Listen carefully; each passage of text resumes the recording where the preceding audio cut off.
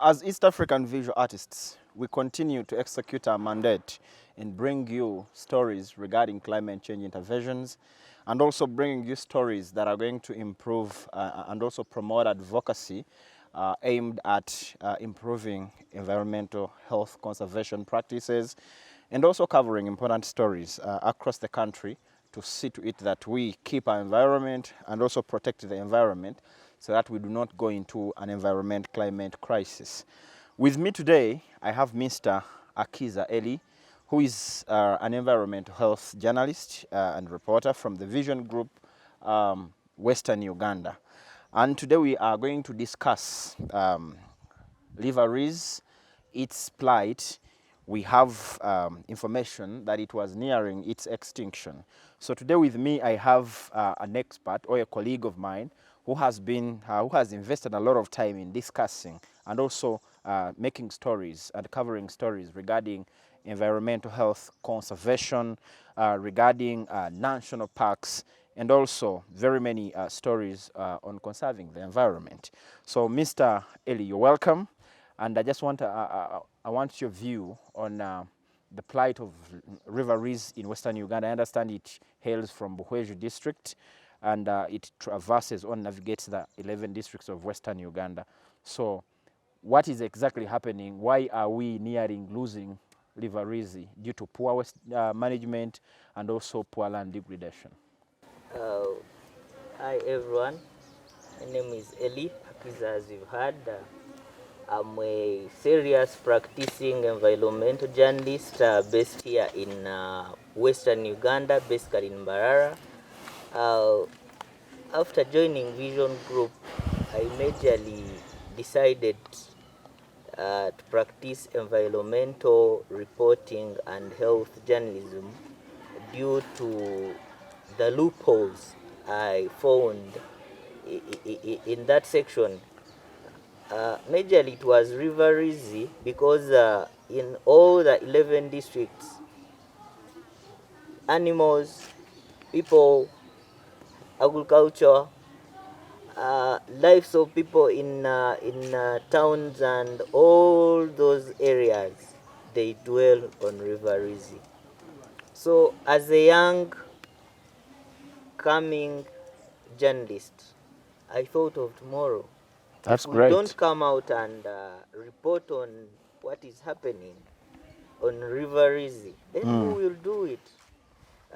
Basing on the stories of our great-grandfathers, they say that river, they used to cross this river with canoes.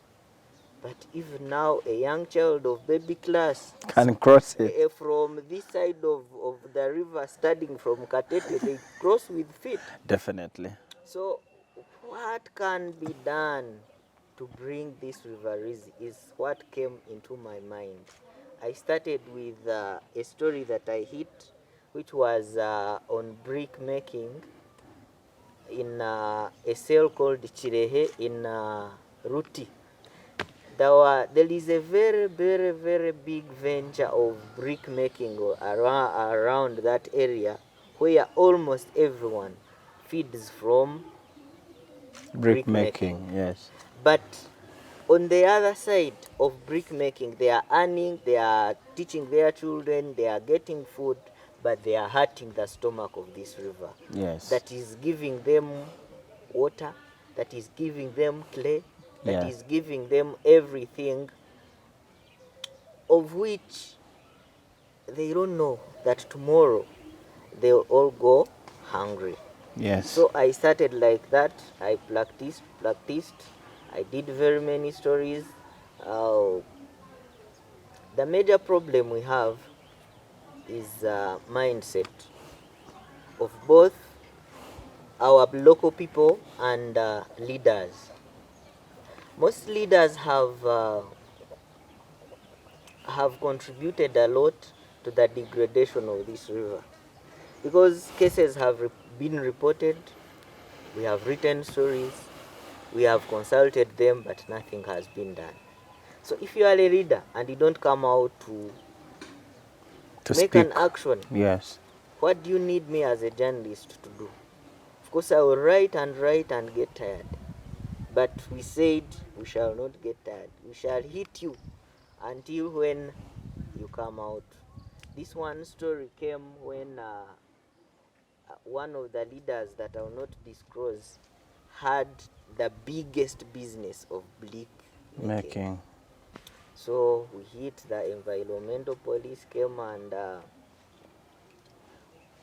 arrested. They destroyed everything, and that's how the voice started coming out, slowly by slowly. There came sand mining, there came building along the banks. If you can look around Rwizi, there is no any like a protected riverbank. People have constructed houses, people excrete directly into the river, people have built hotels along this Along river. the river. People are dumping direct from house to the river.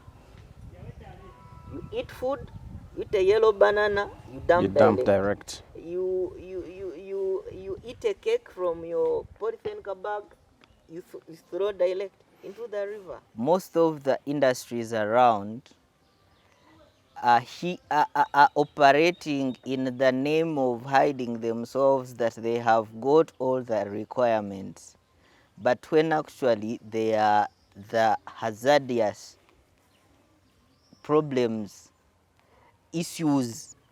I don't know all the terms that I can use to explain this, but they are the root cause of everything. Because every plastic bottle comes from an industry. Direct excretion from the industry. Dirty water, this full of chemicals, direct from the industry. So, or when you start from a little bit Ruharo, all that stretch via down there in Rwizi, come down Kamomo, all those, they are full of industries. What we don't know, are they really confirmed by NEMA to operate around that area? Okay. Then when we come to authorities, Yes. Mbarara City, as Mbarara City Council, came out with a system of garbage collection where everyone has to pay for the garbage they produce. In kilos, in bags, whether even in tons. If I produce one bottle every day, I have to pay for it. I pay the service provider and he takes it for me. When actually we have a designated place called Kenkombe where all this garbage should be taken, but it does not reach there. The question is, if I pay a garbage collector, I pay him my money to take my garbage to the places where they are supposed to be taking it, where does it end? Definitely, that's what I was going to ask you. They have come up with they have tendered service providers who have less manpower to gather all the garbage that is generated within Mbarara. If you are to walk around the streets, these cars just speed off while carrying garbage. It goes around spilling off. When rain comes, it is washed and goes direct to the river. Yes, So I the problem understand. of garbage collection and garbage management within the city is also still in a poor state, and it has hindered a lot. Okay. A lot. What could be the role of these leaders or even journalists in making sure that at least we put their voices that are going to promote positive environmental health stories that are going to impact and also change the mindset of people on how they handle waste and how they manage the river? Yes. I have got a feeling that before the first step is always the hardest. The moment you take the first step, you've gone. So now that we have started, because I and maybe other colleagues, we started this advocacy, we have reported very many stories, and very many civil society organizations have come on board. Recently, there is a spot called Chahi Forest Reserve where almost every bottle gathers. Almost every bottle that is dumped in River Rwizi gathers on that spot. So recently, there are very many organizations and other civil society organizations that gathered on the same spot. They invited stakeholders, they invited local leaders, they invited people, they invited dwellers around River Rwizi and told them about the dangers of dumping garbage within the river, about the dangers of degradation, digging around the river, all that.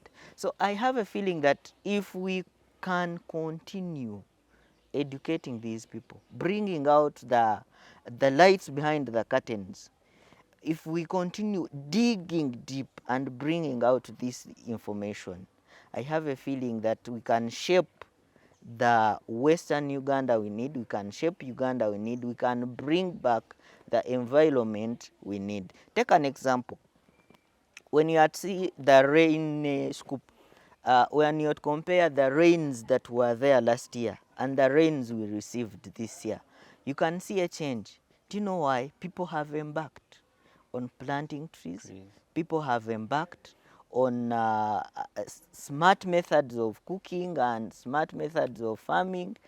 At least when we are to have the future generation, let's stem these children that are in schools. Okay. Let's educate them. Let's put in dustbins in the schools. Let's teach them how to use them. Even at home, put a dustbin. Your child drinks a soda at home and dumps in the compound. Okay. And you yourself as a dad, you pick it yourself. Why can't you tell that child that what you have done is bad? Wrong. Pick this one and put it in the dustbin. If you had introduced let's say you were here when they were banning alcohol from being, or these other drinks from being packed in buveras. Yes.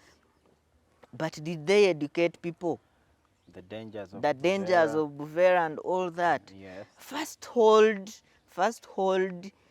meetings, reach down the people in the villages and all those people, teach them, make them love what you're going to bring before you bring it.